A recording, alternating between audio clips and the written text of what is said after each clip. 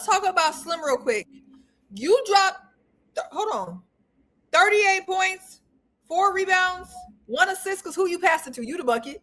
2 steals, 1 block, 55% from the field, so you're ethical with it. And then you drink a Coke at you're scary. Ring so big, you can't even see my face. Ballin' on the court, make them chase. Buzzer beater, shot clock, first place. Got them running plays like they running in a race. I just wanna ball. I just wanna ball. Hello and welcome to the Women's Cut. I'm Jay. That's C-Way. Let's get started. How are you doing today, girl? You know, outside of this tornado coming through Chicago, messing through my travel plans, I guess I'm fine. Girl, it's a lot. Trees were down, sidewalks was torn up, and then literally 2 seconds afterwards, beautiful, sunny, 87 degrees. And now we're back. So hopefully I can get to my good friend's graduation at some point. So yes, yeah. we must celebrate Black doctors. We must celebrate Black doctors. What's your friend's name? Let's shout her out. Her name is Miata Williams. She is now a professional put you to sleeper, okay, anesthesiologist. So she's the closest thing we got to Jesus, her and Pilot. So look. Come on. Black excellence is dripping. We love it. We love it. That's my mama telling me that the flight is canceled. Yeah, Ma, I know. She's like, canceled. Yeah, I see. You're not going. Mothers love that. She gets my alerts. Speaking of mothers, my mother was courtside yesterday for the Seattle Storm game. She's in Seattle because she just be out here. She's fully retired and traveling. She's sending me pictures like, guess where I am? I was like, where? She got a picture of FloJ just bringing the ball up the court. I'm like, so we just in courtside like it ain't nothing. How was the game? She said she enjoyed it. It was her first game. So we went to Sky Games. We've been going to Sky Games for a while. And I think her first one I took her to was during the playoff run in 2021. But she's just a huge sports fan. That's where I get it from. If it's a ticket in a city for something she's never done, for a venue she's never seen, she's going to go. So she had a great time sipping courtside. Okay. Much like another friend of mine who was sitting courtside for a very recent Dream versus Sky game. How was that? Yes, I was at the Dream game, aka the Sky game, I guess. I was sitting courtside, and boy, did I have an absolute ball. Not only was there dubs in the chat for the Dream, it was just a good time. The love that Angel got coming back was amazing. The t-shirts, the posters that I saw, there's definitely was a lot of love in the building for Angel. The Sky definitely tried to give a better effort this game, but it just wasn't enough. The Dream ended up, taking over in the final minutes of the fourth quarter, but it was exciting. Yeah. I had a great time. It was a good game. I definitely was on the bully brigade to get you into the building for sure, because I was like, somebody has to be there. Your girl was out the paint. I was on auntie duty, so I was out the paint for the game. But I'm so excited you got to go. I did watch the game, and when I tell you, you could tell that Chicago had a battery in their back to try to beat Angel. Because she came here before for preseason. That's when they did the whole thank you video, even though I personally think they should have waited for their first regular season matchup to do all of that, but it is what it is. I think that they had the battery in their back, and I think Angel had a battery in her back too. So it was a good game to me. 17 points, 17 rebounds, second straight game with 17 rebounds. Chicago tried so hard to keep Angel off of the offensive board. She only got 5, but then they let her get 12 on their end. So the type of boards that she was grabbing were just acrobatic. And Camila Cardoso actually had a phenomenal first half. Not sure why they kind of stopped going to her in the second half and what happened there, but Camila was also cooking, having a great game on her end, and they kind of went away from her, which helps the Dream. So not sure why they did that, but definitely Definitely the Sky looked better than some of their other showings, but just not enough to take over a team that definitely could be contenders. And so I definitely enjoy being there. I will say that the arena is still, it's not the same since Angel left. There was a lot of empty seats. There were still chants of sell the team. Uh, they tried to get into the game because it was a really close game, but you can definitely feel the air that's kind of been taken out of Wintrust, and I'm not sure what it's going to take to bring that energy back, because the air was definitely out of it. To their credit, Rakia definitely helps them out. Earlier in the season, she was putting butts in seats because people really do like Rakia. They liked what was going to be happening. They were very excited. And I think that when she went down, it took a lot of the wind out of fan sales, personally. And when you don't have somebody who's a big as a draw as Angel, it definitely, and Wintrust ain't that big. Like, when you don't have butts in seats, it shows. Yeah, it definitely does. I mean, there's definitely teams that are still selling out arenas that don't have big ticket stars, but they're playing a great brand of basketball and they're kind of giving a team effort. I just think with the things that the Chicago Sky have done, what Andrea say on ESPN, just being an unserious organization for years, really the only thing that was kind of holding them together after all of their championship stars left after the 2021 championship was Angel. And I think when she left, Rakia was kind of being a stopgap, just holding it together temporarily. But when she went down, they're definitely it definitely just wasn't the same. What I will say is, as a person who's been around Wintrust for a minute and remembers the impact of Courtney Vandersloot and Allie Quigley, I have to say, to hear Courtney Vandersloot get booed, and no, they were not doing salute. I know the difference. To hear her get booed, there's just been a lot of water under the bridge, and I think there needs to be some deep reflection. Do I think that's going to happen? No. Bringing it back to what you said about the first quarter, Camilla has been playing extremely well, and she played really well with Angel. She played well without Angel. Camilla's like the type of player that's going to get her points. She's going to get her rebounds. She's going to show up to work. She's going to go home.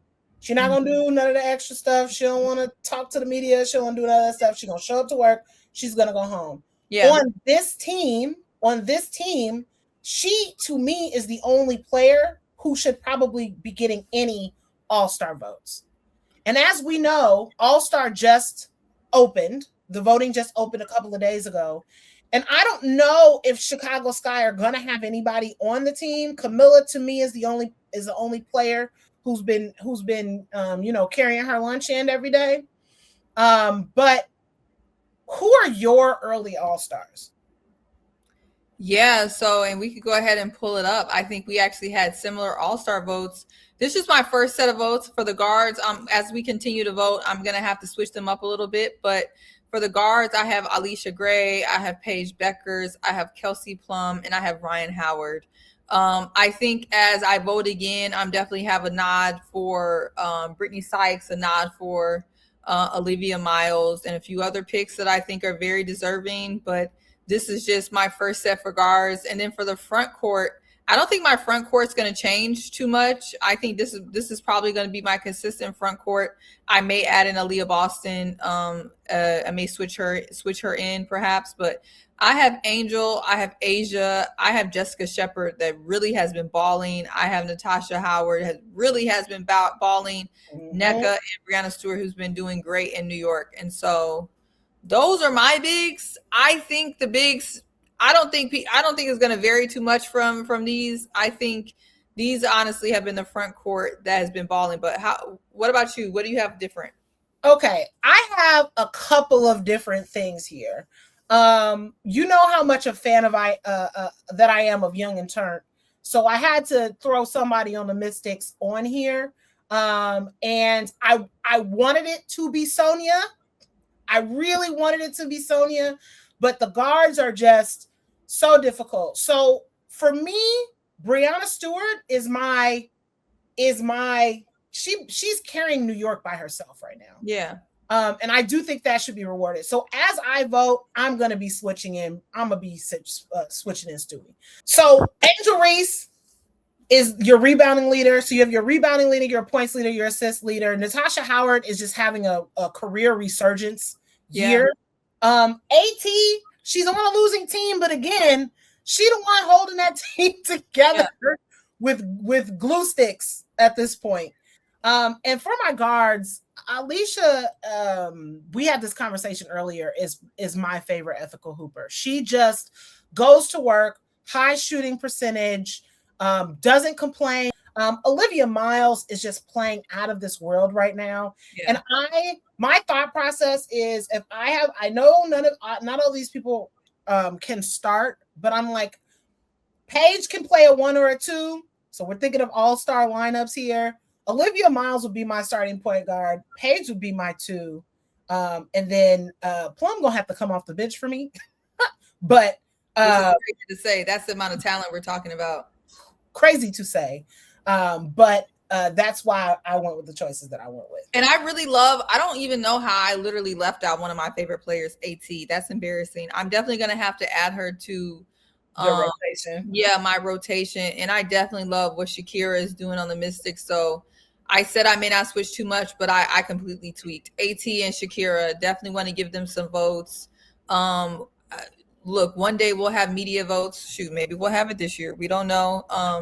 And so if we do, then we'll definitely let you guys know, who we have on our official ballot. But this is our fan voting ballot, and so we're excited. When I tell you, I was looking at these forwards like, how? Yeah, the guard situation is really sticky because, who I didn't have on. I mean, we're talking about, I also didn't have Kelsey Mitchell on my list. She's deserving, Sykes, Marina has been Enrique is going crazy. Enrique's been going crazy. So there's a lot of guards that I want to include. So. It's hard. And this is what I will say. Enrique might actually make my cut, because when Enrique is all-star, Enrique is absolutely, and she puts on a show. And that's what you want. You want a show. You want to be able to go. You want to watch a show, because this is what it's supposed to be. And the same thing can be said about Kelsey. Like my favorite clip of last year was Kelsey riding Asia all the way down, and Asia just said foul. So you want people who are going to be able to put on a show. Speaking of a show, my favorite crash out, and her counterpart in Slim put on a really good show. Brittany was sitting, dropping 38 points, sipping a Coke on the sidelines like it wasn't nothing. But Marina had a couple of crash outs in that game. Yeah, Marina did. But, when you're talking about the fact that this Toronto Tempo Connecticut Sun game went into OT, Marina Mabry and Brittany Sykes, they were going band for band. But Brittany Sykes actually was the player of that game. She had 38 points. And a Coke at halftime. Brittany. Like, I don't want to play against nobody who almost drops 40 on my head and drinks a Coke at halftime. She said, "What is But let's talk about Slim real quick. You dropped, 38 points, 4 rebounds, 1 assist, because who you passed it to? You the bucket. 2 steals, 1 block, 55% from the field, so you're ethical with it. And then you drink a Coke you're scary. Slim, again, Slim is a very low-key ethical hooper when we're talking about those, because, again, I don't understand how she's able to be so fluid getting to the paint. Maybe it has to be her build. Like, she's strong and she's very athletic. I mean, You're talking about her athleticism and she's a strong build. But Marina also had a pretty solid game. She had 21 points. 1 rebound, 1 assist, because who is she passing to as well? They probably passed Um, to each other. yeah, and so Marina had a great game, but she definitely had a little tiff at the end of the game with Diamond Miller. That's what I really want to talk about. I asked you and I said, did she leave? Like, did she have some beef with somebody in that locker room? No, and Diamond, I don't. When did And Diamond don't seem like the type to me. So I don't know. Maybe it was just Marina plays with a chip on her shoulder, so she really don't care who could get it. Anybody could get Diamond it. Diamond did smack the ball out of her hand. She did, and Marina just don't take no disrespect. I don't know why she did that, but the thing is, Marina's like a true. I don't think she's a Sag. I gotta look up her birthday, but she reminds me of Sages. Like, we can go off one day on the court, and the next day they like, oh, you got beef with so. Well, I'm like, no. It reminds me of her in court. Court was like, what did I do? Yeah, we good. It's just, well, Marina is all on court stuff, but she was ready to get run. She was ready to run up. Now, will she get done up? That's yet to be seen. But she was ready to run up. So. That's true, but she is a Jersey girl, so yeah, they be ready for that smoke. Their whole family is ready for the smoke. So yeah. I honestly think that if push come to shove, she would go. Now, would she win? I don't know, but she wouldn't. I don't think she's gonna back away.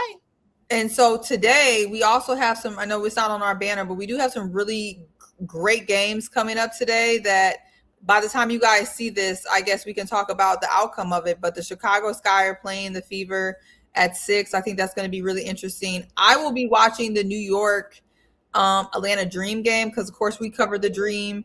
I want to see how the Dream match up against some other big dogs. I definitely think the Dream will pull that out.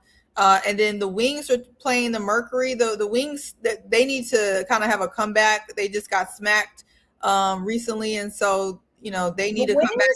Schedule has allowed them to play really hard teams and then play against teams that are not as difficult in order to get right. And it feels like when they're able to get right in a game, that game after they do well, but when they have to play like hard talent game back to back, yeah, it feels like, I don't know if they run out of steam or if it's because they're not able. Because I remember Coach Sinesco was saying in one of his press conferences, they were asking about what the schedule is like when teams travel. And his answer was that they don't get as much time together when they travel. Yeah, it's hardly no practice. Right. So I think that Dallas suffers simply because they seem like they are really tight when they practice. Right. Okay. And then when they skip a practice, it's like they're not retaining whatever it is that they're supposed to retain. Yeah, well, we'll see what happens with the Mercury, because I think the Mercury are a little better than what their record shows. Yeah. And so when you have, a lot of veteran players, the Mercury is a team where it doesn't matter what their record shows. They're still not a team that I would want to take for granted. Yeah. And so I think the Wings are going to have to work really hard in that game. And then you have the Aces versus the Fire. I wish Kennedy was not hurt because they like to run and Kennedy will run with them. But I'm not too concerned. Good? Huh? Is Portland they good? just what they say, hard work beats talent when talent don't work hard. That's Portland. Not saying they're not talented, because of course they're in the W, they're talented. But Portland's the most try-hard team. They're try hard. Yeah. And you don't want to meet, like, if I was playing, I would be like, every time I see Portland on my schedule, I would be like, dang. Yeah. They're gonna have me running. That's the reason why I really like the Valkyrie, because they're number 2 try hard, but their talent matches their try hard, which makes them that much more dangerous. Yeah. But people kind of caught up with the Valkyries, and so they're not a mystery. They're not catching anyone slipping, and I think that's what's going on with them. Now that people are prepping for them on the schedule, and so you're not going to catch anyone lacking. That's true. But if Burton is on, that's a very difficult. If Burton is hitting her shots and also facilitating like she has the power to do, that's a very difficult team to beat. And I'm just trying to figure out what is up with Dallas. Do they have too much talent? Like what is with the up and down? Um, I don't know. I don't really know. I think you have to keep in mind this is a very new team that Yeah. like the team there's some continuity, right? You have Paige, you have Enrique, you have Maddie. But if you think of like some of the biggest pieces out there, you have Jessica Shepard that's new, Clark is new, Odyssey is new, AZ is a new rookie. I'm just thinking of the people who are really in the rotation. There's a lot of new people. Yeah. And I just wonder sometimes, like you notice with the practice situation, when they don't get a chance to really kind of be glued together, do things kind of fall apart. But with them, he has a lot of options on who he can go to, and I wonder if that also makes it a little complicated because when you can choose between Lee Yuru or do you want to go with Alana Smith, or do you want to go with Jessica Shepard, or do you want to go with, who do you want to go to with the guards? Do you want to play Odyssey more? Do you want to play AZ more? You want to pay? He has a lot of choices, and I think on some teams, for example, like the Dream, their starting 5+2 are going to play most of the game. That Yeah. means their starting 5+3 usually is going to play most of the game. I think he has a good problem where there's a lot of people, but he's kind of plugging and playing who, like, he literally can play that bench to the end. Yeah. He can literally run his bench from number one to the end. And so I wonder as a coach if that makes his job easy but hard in certain games. Yeah. There's also something to be said. I love making analogies to other sports, but early in the season for younger teams, baseball managers will be moving chess pieces a lot. And then they calm that down as the season goes on because they've kind of figured out where people fit. You see that, yeah. People's minutes. But I wonder if we'll start seeing more of a calming of what he's doing, or more or things are a little bit more specialized when he's doing his plug and play based on the talent. I don't know, but I just feel like Dallas should not, and they're not doing bad, but I just feel like this team shouldn't be dropping some of the losses the way they've been dropping their losses. Yeah, well, we'll see. I don't know how much he's going to slim down on his talent though, because he has so many pieces that may work better for different matchups. Yeah, and so I think it's going to be difficult for him to slim it down too much because there definitely may be a game where you want to go with Maddie, and there may be a game where that it may not be her game. You want to go to somewhere else. So, or maybe he will. Anyway, we'll see. But I think the Dallas are fine. Who else is fine right now?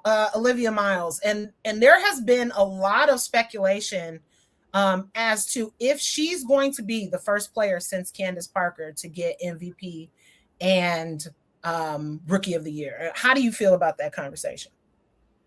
Yeah, MVP and Rookie of the Year. Well, you're gonna still have to beat out the best player in the world, Asia Wilson, for MVP. Kelsey Plum is having a hell of a year. There's a couple people having a hell of a year, but so is Olivia Miles.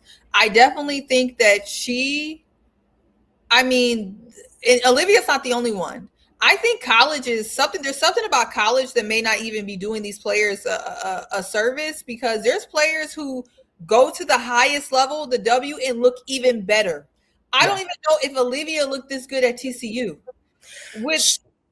That right there is the thing. Everybody remembers how big a deal it was that she went from Notre Dame to TCU. I think she did a graduate. She had to apply for another year of eligibility. She went to TCU, and everybody was chalking it up as Hannah Hidalgo ran her out, right? And I think that it was just very hard on a team that has Hannah Hidalgo for Olivia Miles to run the show like she needed to run the show. And pick up the leadership skills. And I think that's what she kind of talked about. The talent was already there after 4 years, after her time at Notre Dame. But what she didn't have is the ability to lead, the ability to take all of the stress of whether you win a game or lose a game on you. You see, Hannah has that at Notre Dame now. Now that everybody cleared out, whether they won or lost was on her. And we saw that in the tournament. And the same thing for Olivia, whether TCU won or lost was on her. And I think what that did was prepare her for the W and for her to be a point guard and with a very established team and a Hall of Fame coach. And so for me, I was very surprised that Cheryl went with Miles over Betts just because I know they needed bigs. Mm-hmm. But what she's been able to get out of Natasha Howard and what she's been able to allow Olivia to shine and do alongside amazing vets like Courtney and Caleb McBride that have really just leaned into her talent. The fact that the Minnesota Lynx are at the top of the league without fee. Yeah. Shout out to Olivia. Shout out to Cheryl Reeves. Amazing. I definitely think she's in the conversation though. Olivia definitely is in the conversation for both categories. And I think that we had this conversation too about the situation that Olivia came into is literally the most fertile soil in the WNBA that she could have landed in, because she has every type of vet that she could possibly have. In Fee, she has an extremely hard worker, extremely dedicated, extremely barrel focused. In Court, she has somebody who's more nonchalant, still a good worker. As we know, she's the best mid-range shooter in the game, and she worked at that. She did that on purpose. So she understood how to highlight the best part of her game and work on that one thing.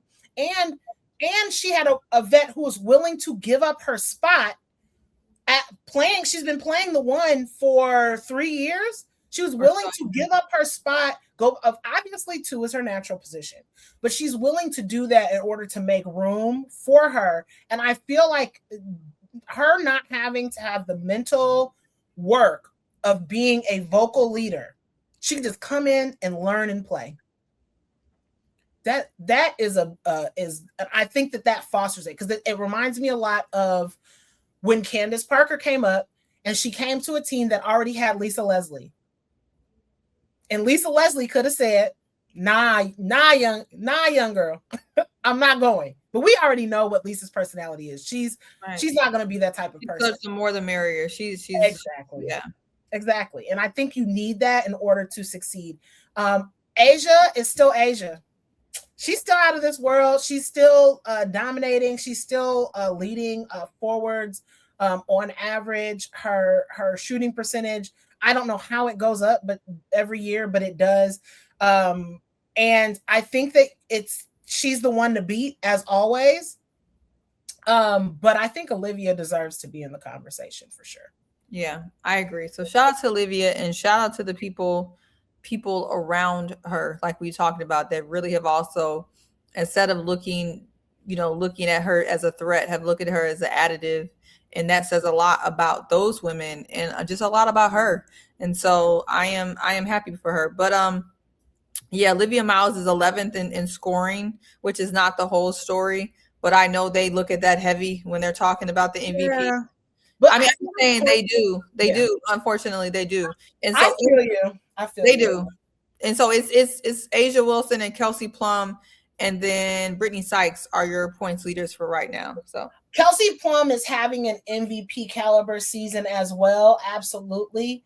I think the ankle injury, it's all, what are you doing for me lately? And I think the ankle injury took her off of people's radar a little bit for right now. It's a long season. I just think that you have to look at her position, because without Olivia Miles, would this Minnesota team, and I trust Coach Reed, and that's the reason she got her. But if she did not have Olivia Miles, would this team still be in the same position that they are? And I can't say that they would be. And that's what an MVP is. Yeah, in my opinion, in our opinion. Well, in everybody's opinion, a very crazy finals game happened yesterday where the Spurs blew a 30-point lead going into the fourth and let the Knicks. They start blowing at the third quarter. They started letting them come back at the third. They're crazy. Yes, but it could have been, once that break comes between 3 and 4, you gotta lock in. You lock it. You get extra time on purpose. That's when you go in the huddle and be like, look, y'all. I don't know what's crazier. De'Aaron Fox's last minute decisions at the end of that game, Or the fact that the coach never drew up nothing to stop the bleed. I mean, and somebody said this is the reason why I watch the WNBA, because I ain't never seen no goofy stuff like that before in my life.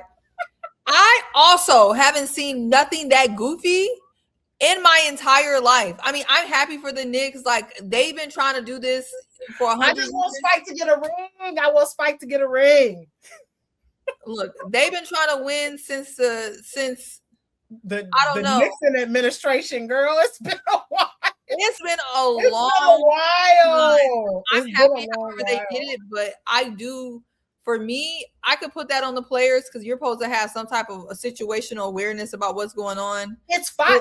I have this question for you. Is it the coach or the players? And I get what you're saying about the coach, because my instructions would have been, do not work into any offense before it says 10 seconds on that clock. It's a coach, because if the coach would have just did that and said, look, we're running the clock out and we only need twos. We only need twos. I know you were hot the first half. You're not hot now. I want you to drive to the basket and get fouls. Even if they drove to the basket and started getting fouls, that would have stopped something.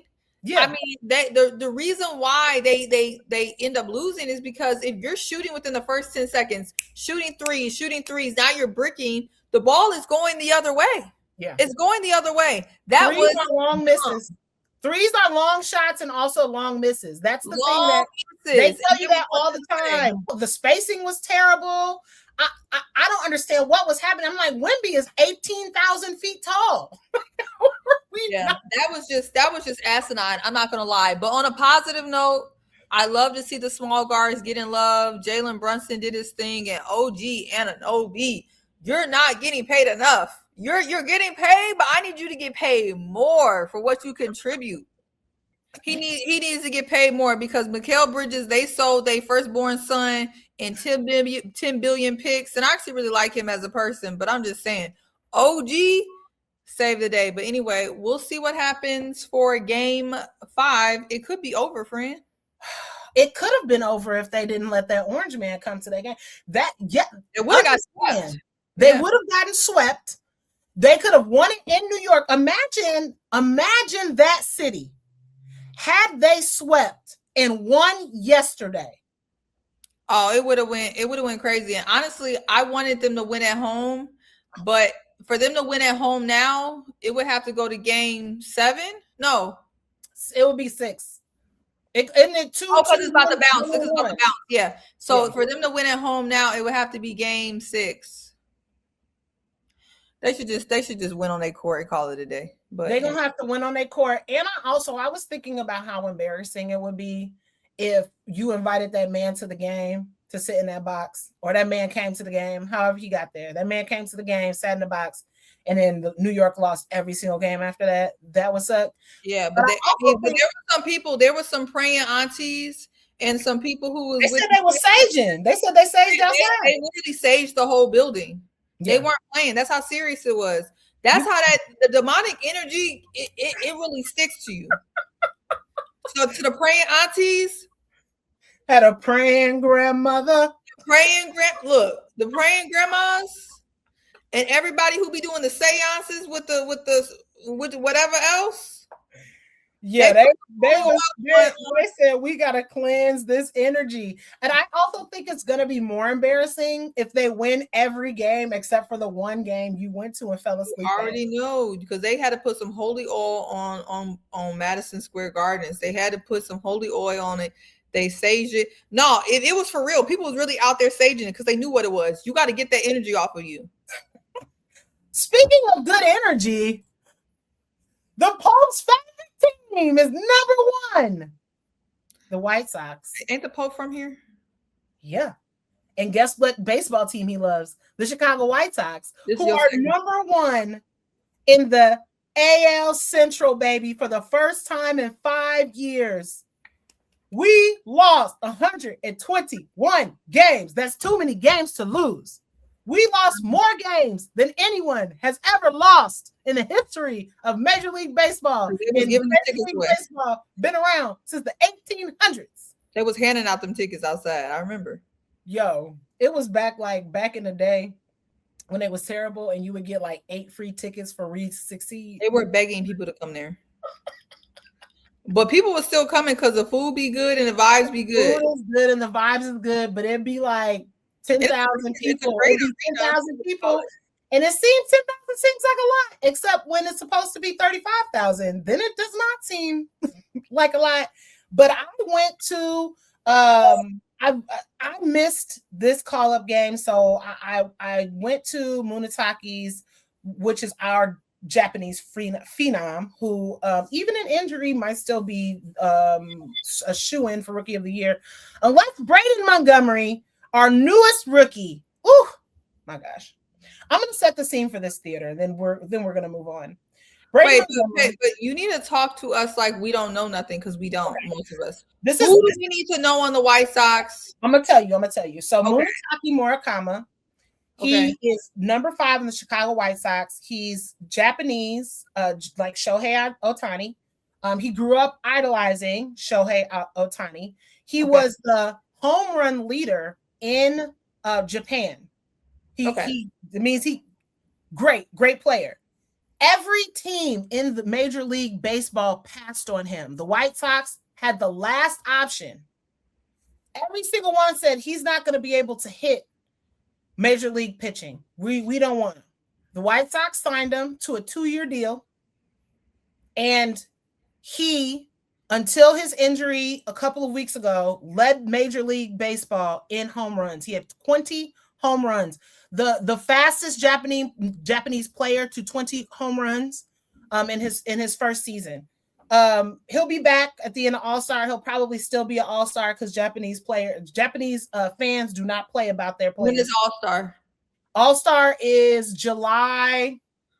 Ooh, it's usually around July 4th, so it should be right after July 4th.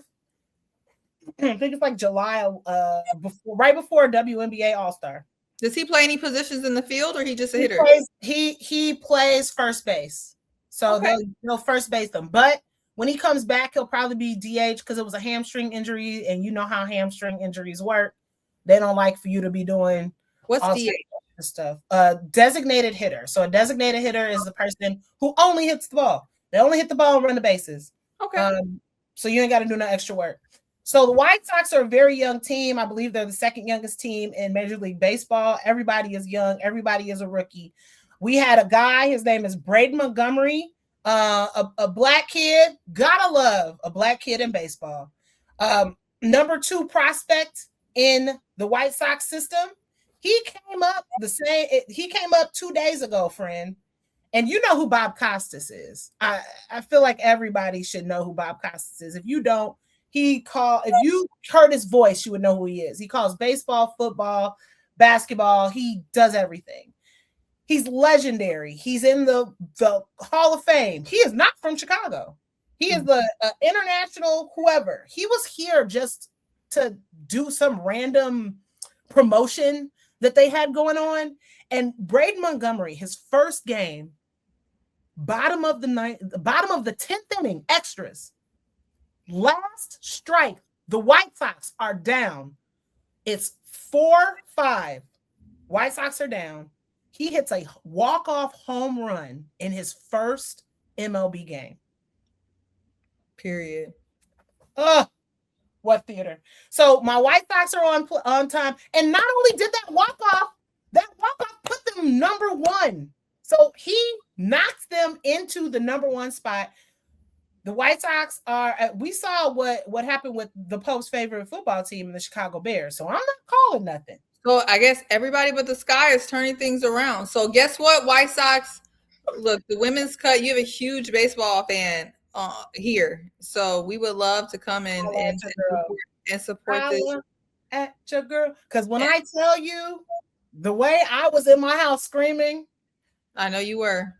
Oh my gosh, you can't tell me nothing about Chicago's best baseball team. So it's the if I may. So we would be remiss if we did not mention the legend, right? One of the best announcers, Chicago Bull, Stacey King, who unfortunately passed a few days ago. And I gotta say, as a former Bulls season ticket holder, and I used to watch the Bulls religiously, I just loved his commentary, especially when someone would hit a three. He would say, "Oh, from downtown, from Oak Park, from Oak Brook." From I used to be like, "Yes." Let me hit him with the hot sauce. Let me step back and kiss myself. He was the best. He was the best. He made it so entertaining. Honestly, I don't even know anybody doing it like how he did. And so this was sad. This was very sad. It was hard, especially because it was like out of nowhere. You know what I'm saying? Like it's not like people get sick and then they step away from it. It was none of that. And Stacey King made a lot of very bad Bulls games enjoyable, exciting. And Derrick Rose released like a poem, like he had kind of written a poem, and I thought that was a really good touch, because I can't think of Derrick Rose and not think of Stacey King, because majority of us were not in like, you go to a couple of games. If you're a season ticket holder, you might be there, but majority of fans are sitting at home and they're watching. Yeah, that announcer is so important to all of that. Like, too big, too strong, too fast, too good. Like, I remember that. And the game where Derrick Rose hit like the game winning shot, and they're carrying him, and I just like, I hear Stacey, and it's just that's how announcing should be. Like, that's how you should feel. Like those announcers are a very big part of you as a sports fan moving forward. Obviously he was a champion with those 90s Bulls team. One of my favorite Stacey King memories was him fighting Dennis Rodman. When the Pistons used to get in there, Stacey was Mike's protector. They would throw him in there, and they knew that Stacey was about to throw them hands in protection of the star player. So yes, definitely for sure. A legend. Yeah, he won't be replaced, but we definitely want to mention that, because he made a lot of our lives happier listening to him and the way he called these games, and yeah. So anyway, rest in peace to Stacey. For sure. Now, to end on a lighter note, your girl Seaway finished her second half marathon. Yes. Her first half marathon since injury. I'm really proud of you, friend. You were out there. And thank you for coming. Obviously. Yeah. This is my second half marathon. Bank of America half marathon. I trained with the Peace Runners, who partnered with Bank of America to help many people like myself run the West Side, the best side. Okay, there's no debate there. And so yeah, it was a tough race. It was really hot. I think a lot of people mid race had to adjust their expectations not to fully break down and be sad, because it's hard to PR when you're trying not to be in the ER. Okay, you can't PR and then end up in the ER. That's how hot it was. And so that became my goal, that I wasn't going to be in the ER. I was going to cross the line on my 2 feet unassisted.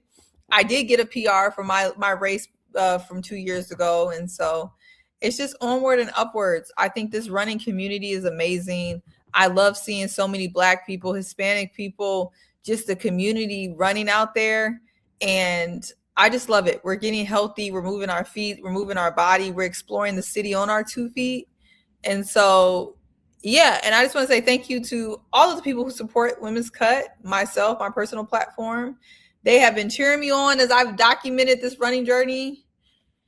And crazy enough, it's not over, because I am going to be running the full marathon in October in Chicago. And somehow after that, I'll be running the New York Marathon. And so I've never ran 26 miles before, and I'll do it twice. And you're going to do so well. I'm going to come. I'm going to show up there. I'm going to cheer you on. It will not be. This marathon was hard. Like, I was standing at 13 miles, and I saw some crazy. A lot. I was over here like left and right, because that's like right at the end, and people are listen. One of my sister's friends, who is an excellent runner, he's also a peace runner. Wallace, shout out to you. He PR'd and ended up almost in the ER. And he finished in. He had to stop 4 times and finished in an hour and 35 minutes. He got a hell of a time. He got how a hell of crazy. You know how crazy fast you're running? But what I will say about this marathon is I was there when it started, and the speed with which the professional runners run, I was not prepared. I've never been at the start of these races. I always go to the marathon and I'm somewhere in the middle and I'm waiting on my friends. So it's not like they're in the beginning of the pack. He finished that race in 1 hour. Like the winner finished in 1 hour, and he looks like he was sprinting. His average pace was 4 minutes and something over the course of 13 miles. So he was sprinting. That is literally a sprint. Crazy. I have a video of the first 2 women, the ones who finished after him. They finished 10 minutes after him. One was like 1:10, and the other one was like couple of seconds after her. And I'm like just watching them go past, it was like legitimately like, y'all are sprinting and it is hot. Sprinting. So shout out to runners, y'all. I ran the Shamrock Shuffle the one time, and I crossed a half marathon and marathon right on off my bucket list. I just removed it. Did you run it this year? The most recent? No. This was a couple of years ago. But as soon as I finished, I went up. I have a typed bucket list, and I went to that line and I said delete. Oh, well, it sounds like we gotta the backspace, undelete. No, we gonna keep it on Control X or Command X. We go. The Shuffle is honestly my favorite though, because it's the best run. It's the best weather to run. I mean, sometimes it's a little cold, but that don't stop no show. I was about to say, most runners would rather run when it's a little cold versus when it's as hot as it was, and it was sweltering.